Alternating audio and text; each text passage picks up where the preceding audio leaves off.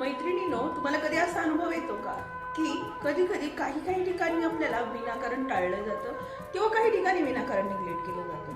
मग आपल्या मनामध्ये एक प्रश्न येतो, मी तर ह्यांना योग्य किंमत देते तरी माझ्या बाबतीतच असं का? तर एक गोष्ट लक्षात ठेवा, जर तुम्हाला स्वतःची किंमत वाढवायची असेल तर ह्या 3 गोष्टी कायमच लक्षात ठेवा. पहिली गोष्ट, कायम आत्मसन्मानाने जगा, कारण जर तुम्ही स्वतःची इज्जत केली तरच जग तुमची किंमत करणार आहे. दुसरी गोष्ट, कमी बोला आणि जास्तीत जास्त शिकण्याचा प्रयत्न करा.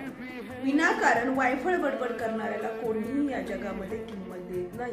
आणि जेवढे तुम्ही कमी बोलाल तेवढं तुमचं लक्ष चहूबाजूंकडे राहून विचार करायलाही तुम्हाला वेळ भेटेल आणि त्यातून तुम्हाला शिकायलाही वेळ भेटेल.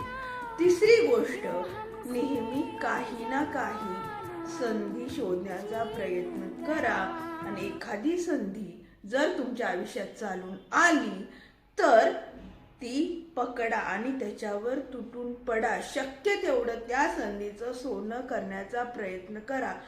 जर तुम्ही कष्ट केलेत तर नक्कीच तुम्हाला यश भेटेल आणि जी लोक आज तुम्हाला टाळतायत ना, तीच उद्या तुम्हाला भेटण्यासाठी तरसतील. जय गजानन माऊली.